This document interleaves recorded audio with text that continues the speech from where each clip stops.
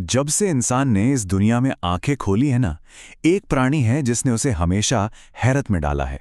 एक ऐसा जीव जो समय से परे है, जो रहस्यों से भरा है और जिसने हमेशा हमेशा से इंसानियत को अपनी ओर खींचा है। ये लाइनें ही सब कुछ बता देती हैं, है ना? एक पहेली जो जमीन पर तो रेंगती है, लेकिन हमारी कल्पनाओं में, हमारी सोच में सीधा आसमान तक पहुंच जाती है। तो चलिए आज इसी रहस्य को सुलझाने के लिए एक सफर पर निकलते हैं।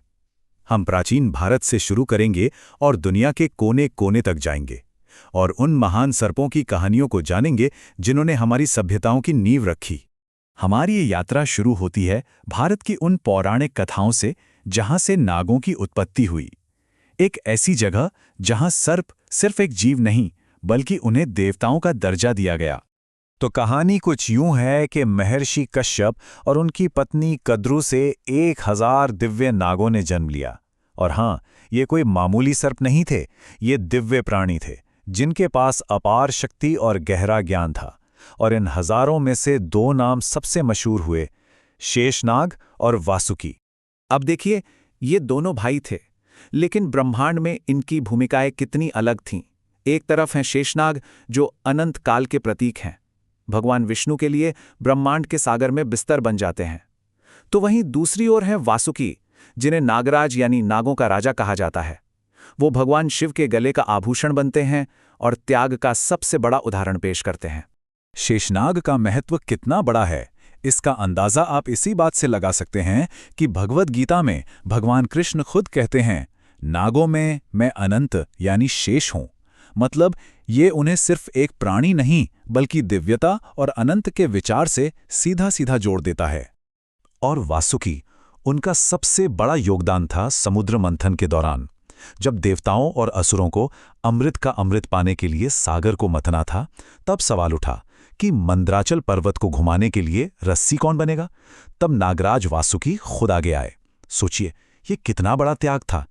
इसी महान काम से अमृत तो निकला, लेकिन साथ ही उनके मुख से हलाहल विष भी निकला।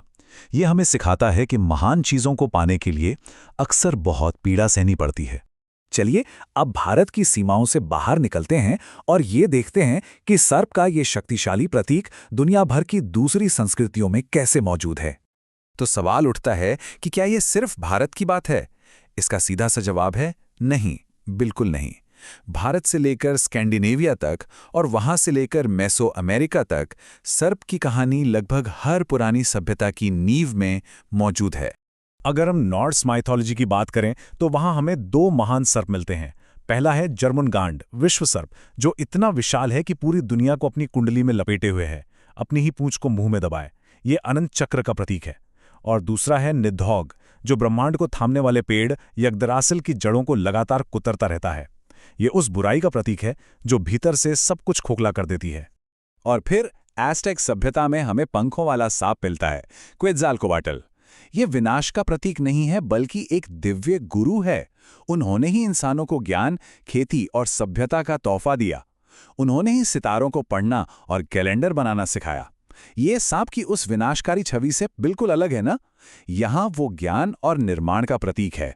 तो अब तक हमने भारत, स्कैंडिनेविया और मेसो अमेरिका के सर्पों को देखा है, लेकिन इन सब अलग अलग कहानियों में वो एक सार्वभौमिक संदेश क्या छिपा है? देखिए, ये कितनी हैरान करने वाली बात है।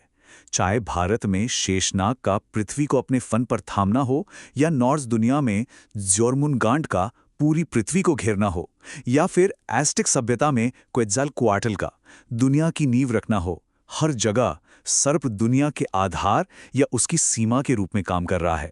ये समानता वाकई कमाल की है। तो सबसे बड़ा सवाल यही है, क्यों? आखिर ऐसा क्यों है कि हजारों मील और हजारों साल दूर बसी सभ्यताएं एक ही शक्तिशाली प्रतीक को मानती हैं?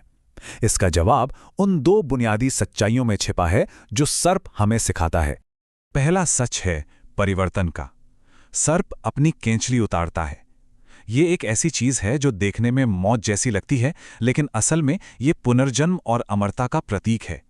हर पुरानी संस्कृति ने इस कुदरती प्रक्रिया को देखा और इसे जिंदगी के चक्र को समझने का एक जरिया बना लिया। और दूसरा सच है शक्ति का दोहरा स्वभाव। देखिए, सर्प में जहर भी है और दिव्यता भी।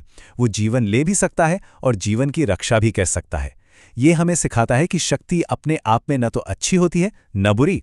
सब कुछ इस पर निर्भर करता है कि उसका इस्तेमाल करने वाली चेतना कैसी है।